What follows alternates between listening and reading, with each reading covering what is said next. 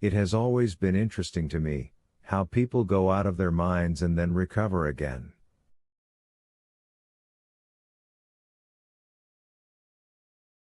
Especially if it happens suddenly.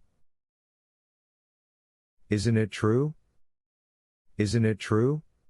Mrs. Epanchin heaved herself up. I see you, too, can sometimes be intelligent. Well, enough laughing.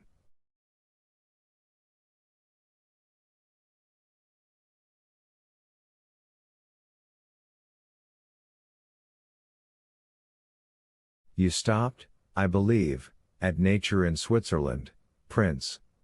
Well?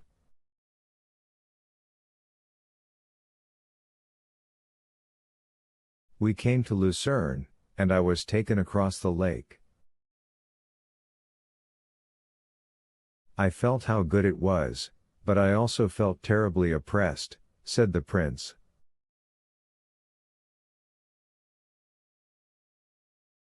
Why? Asked Alexandra. I don't understand why. I always feel oppressed and uneasy when I look at such nature for the first time, both good and uneasy. Anyhow, that was all while I was still sick.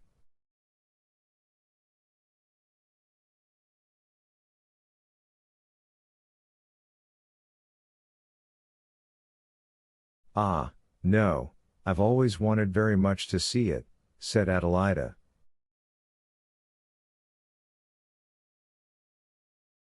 I don't understand why we never go abroad. For 2 years I've been trying to find a subject for a picture.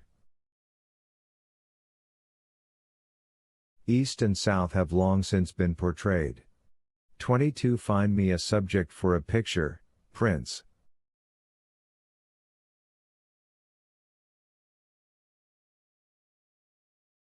I don't understand anything about it. It seems to me you just look and paint. I don't know how to look. Why are you talking in riddles? I don't understand a thing. Mrs. Epanchin interrupted. What do you mean, you don't know how to look?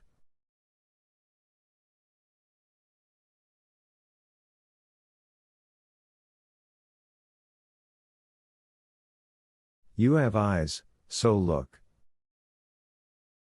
If you don't know how to look here, you won't learn abroad.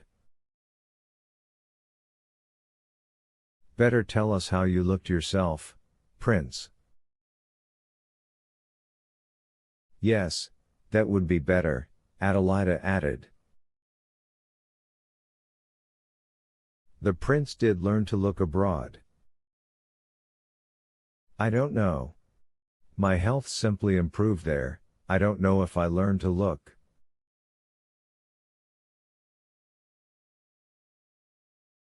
Anyhow, I was very happy almost the whole time. Happy? You know how to be happy? Aglaya cried out. Then how can you say you didn't learn to look?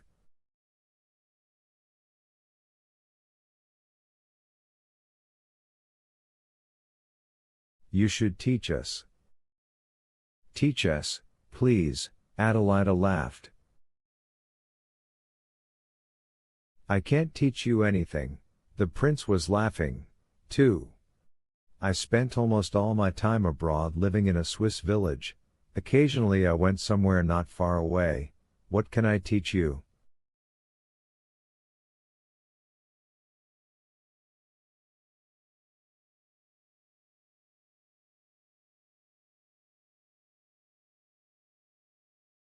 At first I was simply not bored, I started to recover quickly, then every day became dear to me, and the dearer as time went on, so that I began to notice it.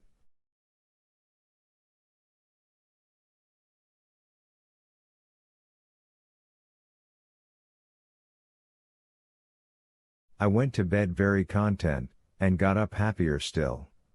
But why all that? It's rather hard to say.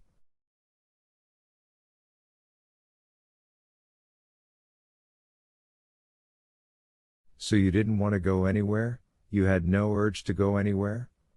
Asked Alexandra.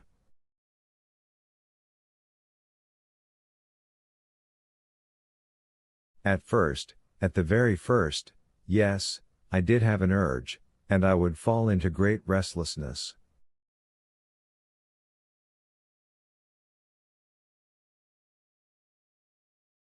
I kept thinking about how I was going to live. I wanted to test my fate. I became restless, especially at certain moments.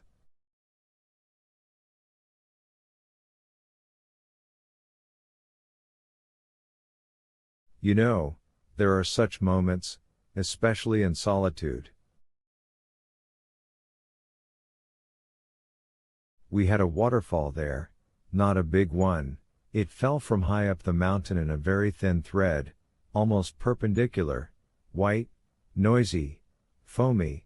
It fell from a great height, but it seemed low. It was half a mile away, but it seemed only 50 steps.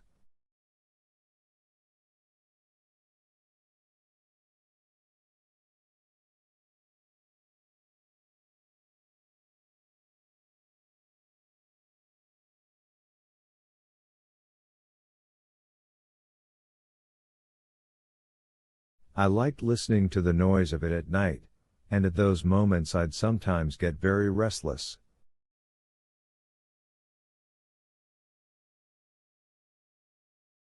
Also at noon sometimes, when I'd wander off somewhere into the mountains, stand alone halfway up a mountain, with pines all around, old, big, resinous. Up on a cliff there's an old, ruined medieval castle. Our little village is far down, barely visible. The sun is bright, the sky blue, the silence terrible.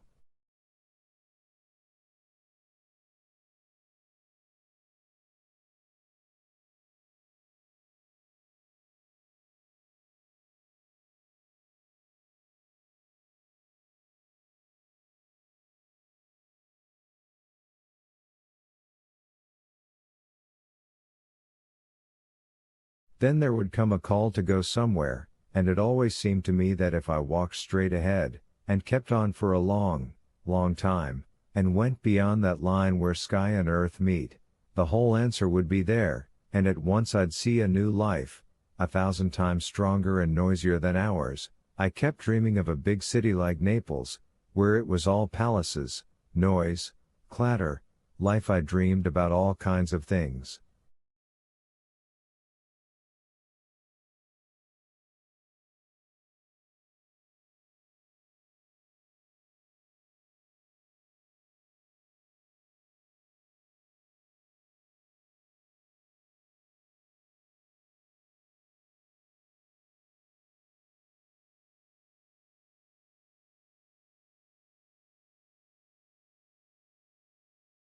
And then it seemed to me that in prison, too, you could find an immense life.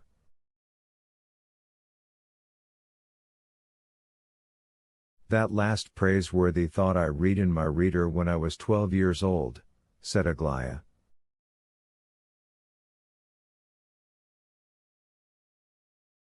It's all philosophy, observed Adelaida. You're a philosopher and have come to teach us.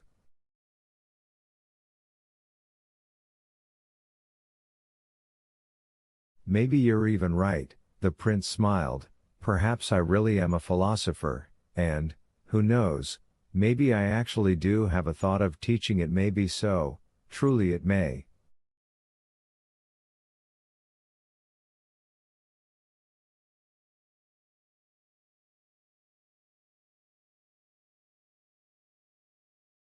And your philosophy is exactly the same as Evlampia Nikolovna's, Aglaya picked up again.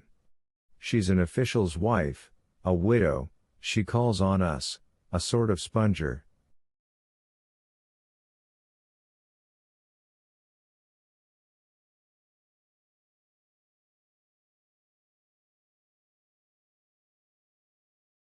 Her whole purpose in life is cheapness, only to live as cheaply as possible. The only thing she talks about is kopecks, and, mind you, she has money. She's a sly fox.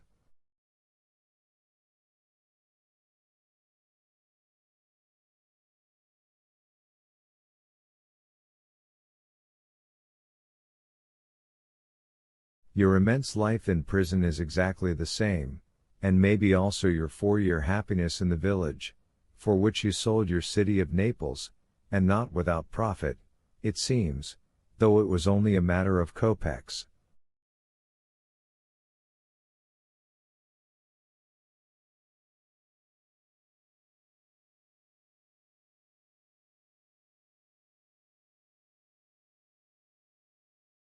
Concerning life in prison there may be disagreement, said the prince. I heard one story from a man who spent 12 years in prison. He was one of the patients being treated by my professor.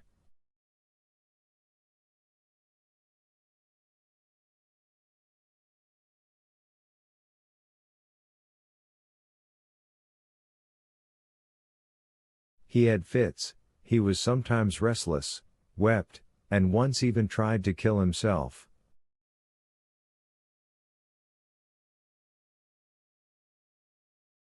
His life in prison had been very sad, I assure you, but certainly worth more than a kopeck.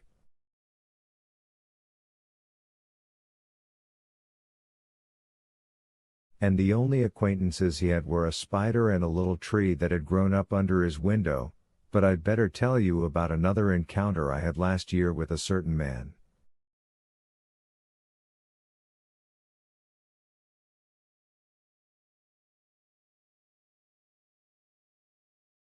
Here there was one very strange circumstance, strange because, in fact, such chances very rarely occur.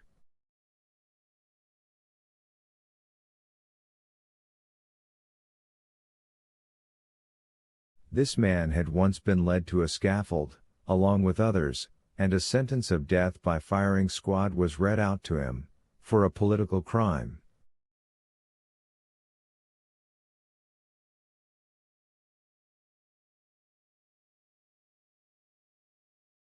After about 20 minutes a pardon was read out to him, and he was given a lesser degree of punishment. Nevertheless, for the space between the two sentences, for 20 minutes, or a quarter of an hour at the least, he lived under the certain conviction that in a few minutes he would suddenly die.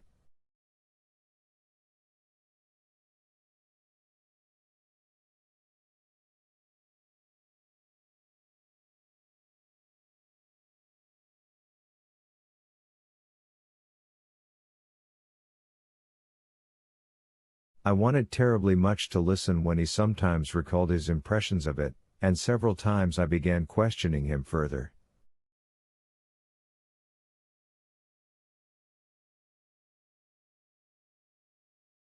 He remembered everything with extraordinary clarity and used to say he would never forget anything from those minutes.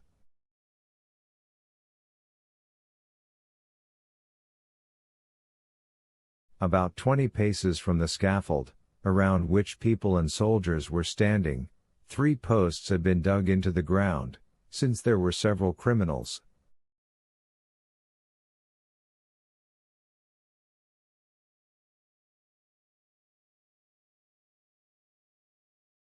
The first 3 were led to the posts, tied to them, dressed in death robes, long white smocks, and had long white caps pulled down over their eyes so that they would not see the guns. Then a squad of several soldiers lined up facing each post.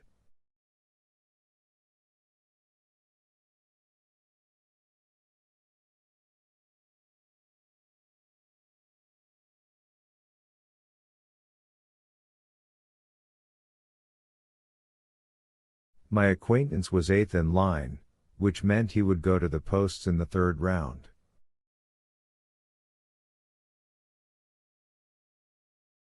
A priest went up to each of them with a cross. Consequently, he had about 5 minutes left to live, not more,